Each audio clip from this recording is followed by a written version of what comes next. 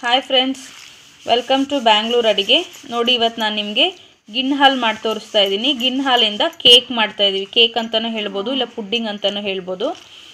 ನಾನು ಒಂದು ಲೀಟರಷ್ಟು ಗಿಣ್ಣು ಹಾಲು ತೊಗೊಂಡಿದ್ದೀನಿ. ನೋಡಿ, ಫಸ್ಟ್ ಡೇ ಹಾಲಿದು ಈ ಥರ ಇರುತ್ತೆ ನಿಮಗೆ ಕಲರು. ಇದು ಗಿಣ್ಣು ಹಾಲು ಸಿಗೋದು ತುಂಬ ರೇರು. ಸಿಕ್ಕಿದಾಗ ನಾವು ಇದನ್ನು ಮಾಡ್ಕೊಬೇಕು. ಇದ್ರಲ್ಲಿ ತುಂಬ ಪ್ರೋಟೀನ್ ಜಾಸ್ತಿ ಇರುತ್ತೆ.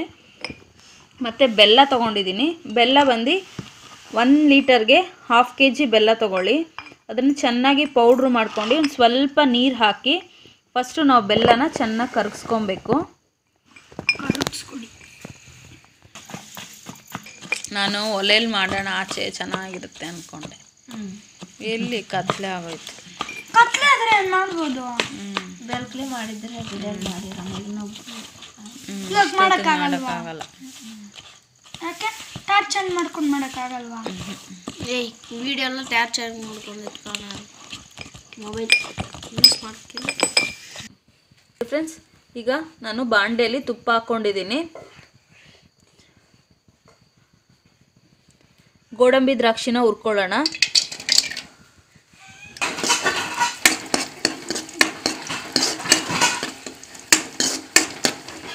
ನೋಡಿ, ಇಡ್ಲಿ ಪಾತ್ರೆ ಇಟ್ಕೊಂಡಿದ್ದೀನಿ. ಇಡ್ಲಿ ಪಾತ್ರೆಯಲ್ಲಿ ನೀರು ಹಾಕ್ಕೊಳ್ಳೋಣ.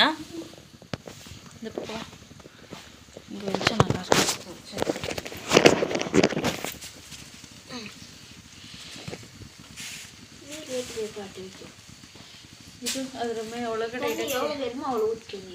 ತನ್ನಿ ಹೋದ ಅವಳು ಇದು ತಟ್ಟೆ ಅದನ್ನ ಇಕ್ಕಿರ್ತ್ಕೊಳ್ಳು.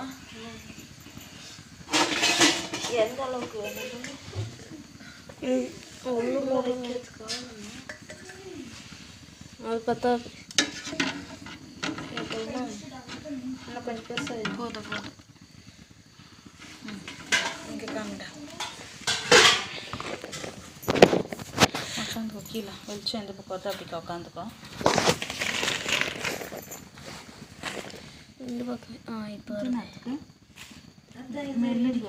ಮೆಲುಕು ಸುಮ್ಮ 4 ಇಡ್ಚಿಕಿರ ಪೋದು ಕೊಡು ನೀನು ಮೆಲುಕು ಕೊಡು. ನಾ ಇಡ್ಚಿಕಿರ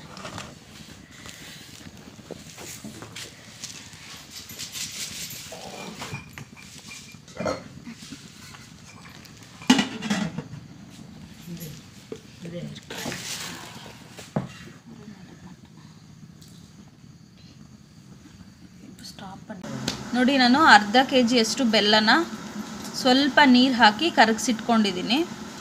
ಇವಾಗ ಗಿಣ್ಣು ಹಾಲು 1 ಲೀಟರ್ ಇದೆ. 1 ಲೀಟರ್ ಹಾಲನ್ನ ಇವಾಗ ನಾನು ಬೆಲ್ಲದಲ್ಲಿ ಮಿಕ್ಸ್ ಮಾಡ್ಕೊಳ್ತಾ ಇದ್ದೀನಿ.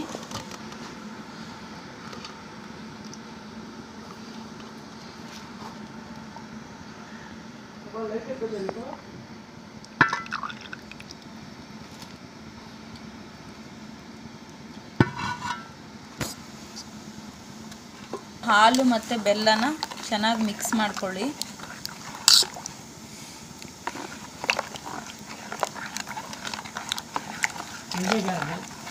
ಟೀ ಥರ ಆಯ್ತು ನೋಡಕ್ಕೆ.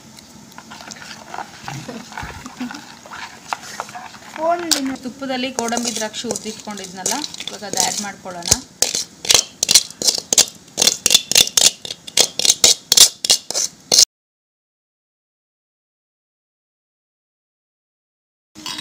ನೋಡಿ, ಏಲಕ್ಕಿನ 4 ಏಲಕ್ಕಿ ತೊಗೊಂಡು ಪೌಡ್ರು ಮಾಡಿ ಇಟ್ಕೊಂಡಿದ್ದೀನಿ.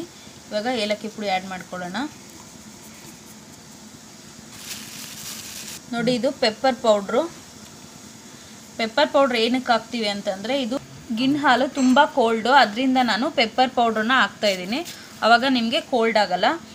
ಏಲಕ್ಕಿ ಪುಡಿ ಮತ್ತು ಮೆಣಸು ಪುಡಿ ಹಾಕಿದ್ಮೇಲೆ ಏನು ಮಿಕ್ಸ್ ಮಾಡೋದು ಬೇಡ. ಹಾಗೆ ನಾವು ಇವಾಗ ಇಡ್ಲಿ ಪಾತ್ರೆಯಲ್ಲಿ ಆಲ್ರೆಡಿ ನಾವು ನೀರನ್ನ ಕಾಯ್ಸೋಕೆ ಇಟ್ಟಿದ್ದೀವಿ. ಇಡ್ಲಿ ಪಾತ್ರೆ ಒಳಗಡೆ ನಾವು ಈ ಗಿಣ್ಣು ಹಾಲನ್ನ ತೆಗೆದು ಇಟ್ಬಿಡೋಣ.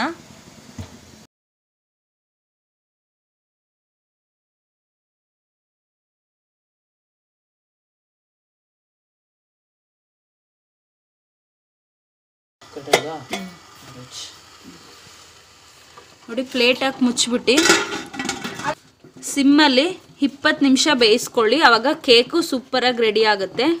ಮತ್ತು ಗಿಣ್ಣು ಹಾಲು ಬರ್ಫಿ ಕೂಡ ಸೂಪರಾಗಿ ರೆಡಿ ಆಗುತ್ತೆ.